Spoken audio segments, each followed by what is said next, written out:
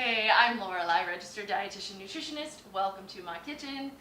Today we have a special treat because we are going to be talking about rhubarb. I picked up a box of produce from my local farmer's market today and I was very excited that it had rhubarb in it, and I thought maybe it would because rhubarb is actually a great spring seasonal vegetable.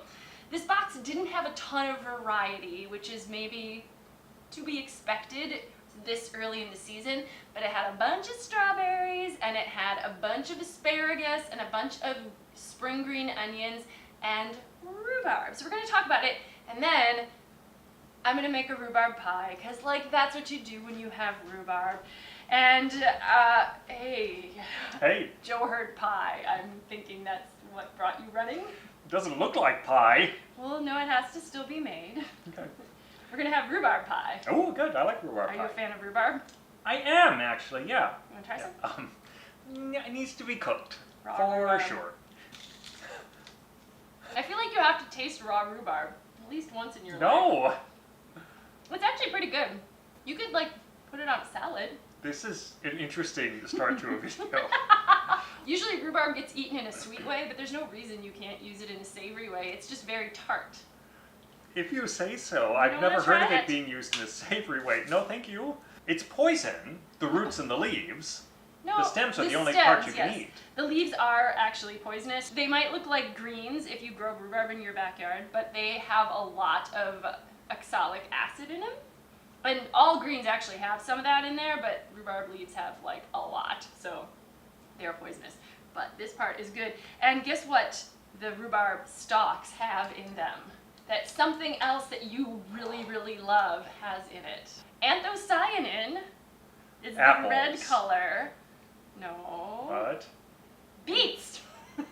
I feel I was brought here under false pretenses. There will be no beets in the pie. There's going to be rhubarb. And I could put strawberries, but I kind of want to just eat those fresh. And I think there's enough rhubarb to make a pie. You could do double pies because you've got a rhubarb for rhubarb pie, and you've got asparagus and green onions for a quiche. Yeah, that's true. I could do that, but I think we might make soup out of asparagus Sure. and green onions. Your other Another good favorite thing. food, It is right? my favorite food.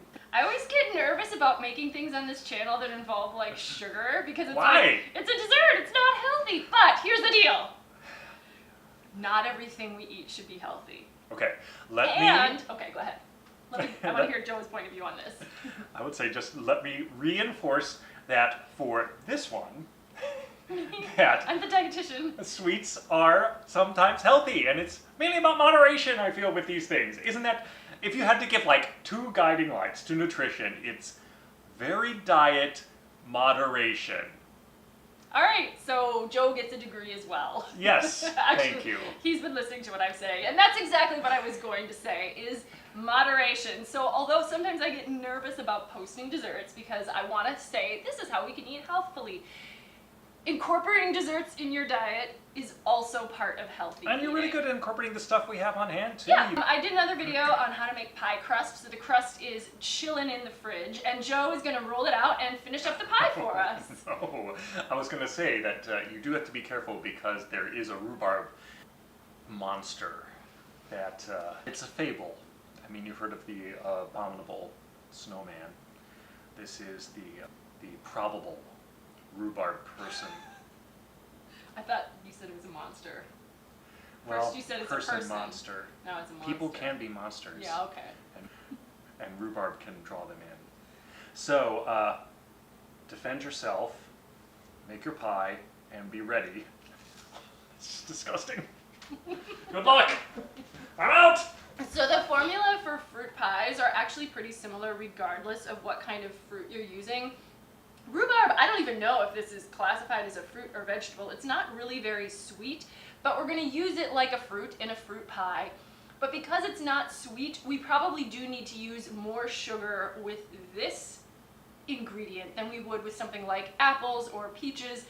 Berries actually aren't very sweet either, so you use a fair amount of sugar. I am not following a hard and fast recipe. Interestingly, I used to be a baker for a restaurant nearby, and I used to make fruit pies, and mostly we did mixed berry and peach pie, and they were basically made the exact same way. We just added mixed berries or we added peaches. So I think anything would work. If you used apples, if you used rhubarb, if you used strawberries, mango, pineapple, but you may want to gauge the amount of sugar you're adding based on the overall sweetness of the fruit that you're using. And you can mix fruits up too, so there's no reason why you can't do a blueberry pie with strawberries, or a rhubarb pie with mango, or apple, or cranberry, or something like that. I'm going to cut this all up. We're going to want, about 4 cups chopped of this fruit.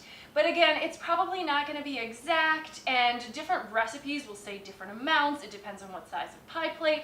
If you have too much, your pie is just going to be a little bit bigger. If you don't have enough, your pie is going to be a little bit shallower, but it's still going to bake up in the oven and taste delicious. So I'm going to cut up what we've got.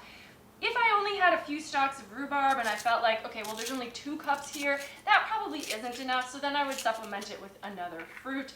But if you've got like 4 to 6 cups of your filling, I think that's great.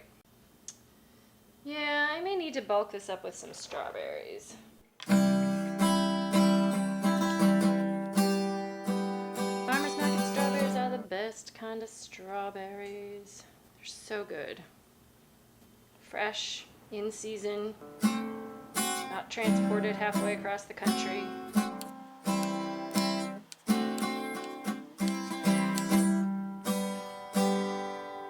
And then I'm going to add cornstarch. You can also add flour. Some recipes will even call for things like tapioca starch, or you could probably use like an arrowroot powder, but we do want some kind of a starch as a thickener, because as the fruit cooks, all of the liquids are going to come out of it, and we don't want it to just be really juicy. We actually want it to kind of thicken and gel within the pie. To that, I'm actually going to add probably about 1.5 cups of sugar, and that might be light. I'm only going to do 1 cup. I can't do 1.5 cups. I think that's going to be plenty. After you let the filling sit, if you want to take a bite of it and taste it, you can, but rhubarb may not be the filling that you want to take a bite of. Sometimes some liquid gets extracted and you could see how sweet that liquid is or how tart it is. I'm going to add a dash or 2 of salt. Sometimes you can add things like spices. So in apple pie, you might add cinnamon. I've made peach pie before with nutmeg. You could also add things like orange or lemon zest, or even some lemon or orange juice, which in something like an apple pie or some other kind of fruit pie, it can keep the fruit from browning a little bit and also add another kind of tart flavor. Rhubarb is so tart already, I don't think I need to add the lemon in this particular pie, but again, that's an option. And then we're just gonna let that sit for a little while to kind of, marinate, I guess, and you'll find that the juices actually do start to come out of your fruit. Ideally, you want to pour that into the pie crust once you've rolled out your pie crust and put it in the pan. But if it's too much liquid, oftentimes it will bubble over while your pie is cooking, and it can burn, or it can just be unappealing for that when that happens. It can even get into the bottom of your oven. As I mentioned, I've already made my pie crust. I'm gonna roll out a bottom crust. This is a double crust pie, so the top crust I'm gonna roll out as well, although I like to sometimes do like a lattice crust for a top crust. So I'm gonna cut it into strips and then, basket weave them together, which is fancy. You don't have to do that, but you can if you want to, or you can do a top crust and cut out little shapes. You do wanna at least cut some little holes in your top crust so that steam can escape. It will find its own way out if you do not create a way for it. Let's just put it that way. This is gonna bake in the oven. I'm really terrible at giving exact time. All ovens are different, and you really just want to watch it. If I told you an exact time, even if it worked exactly right for me, it may not work for you, and your pie might be undercooked or it might be burned. Don't plan on getting your pie cooked in 10 minutes. That's not the way it works. You want to bake it far enough ahead of your event so that it has time to finish cooking and then also cool a little bit. It's best not to cut a pie when it's completely hot, because again, those juices, they're gonna run all over. When they start to cool down a little bit, they're more likely to gel up a bit. I would say sitting down with a whole pie in front of you for dinner, maybe not the healthiest choice, but having a slice of pie after a healthy dinner, why the heck not? It's gonna enhance your life, and it's gonna just taste great.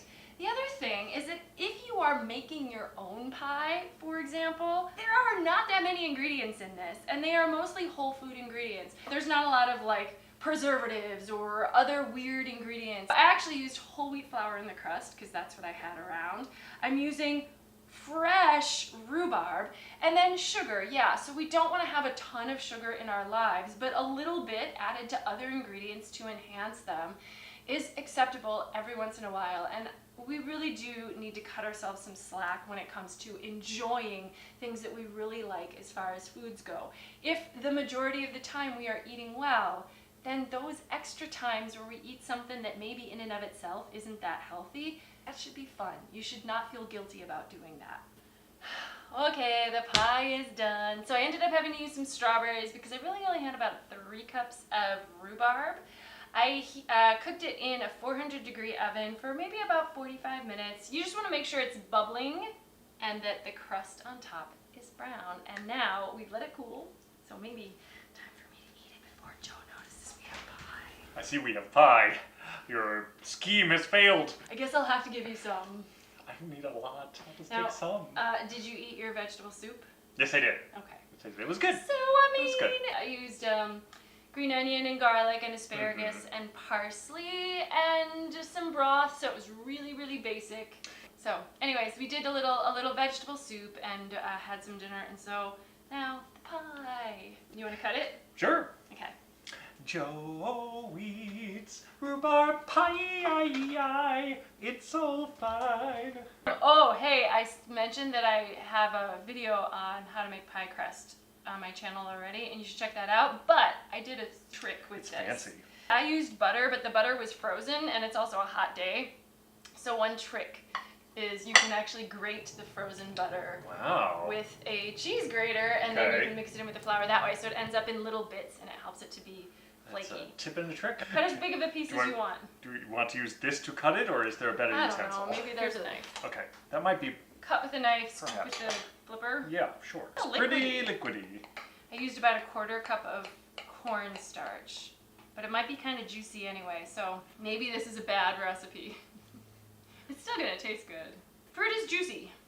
I don't know if the patient's gonna make it. Stitches, suction. Give me suction. Once it cools, the liquid will more likely kind of gel up. Okay.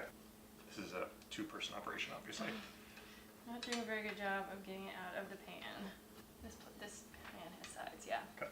And That all is the liquid just liquidy. filled in. So, rhubarb! It's a great vegetable / fruit to use in Yes. a pie, but find your own recipe. You have your own sauce. Yeah, okay, so that's fine. Okay, here goes. Okay, wait. Tastes really good. Is it good? Okay. Rhubarb pie is just nice, summery taste. It's just nice and tart and not too sweet, but it's Yeah, I refreshing. don't think it needed any more sugar. No. Success. Yep. Thanks. Yum! So enjoy some rhubarb.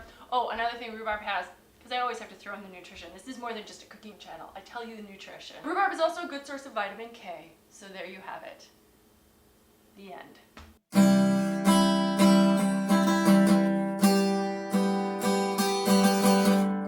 Rhubarb pie is Joe's reward for putting up with me filming these videos and being a dietitian in his house.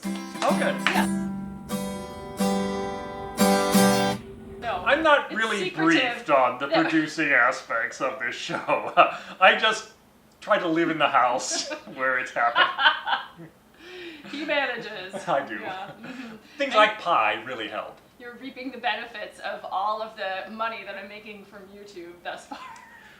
Just click on the link below to subscribe And and please like the channel. Find 10,000 of your nearest friends to also subscribe to my channel so I can start making If you some want money. to find 1,000 and each of them finds another 10, that's fine. Okay, that will work too.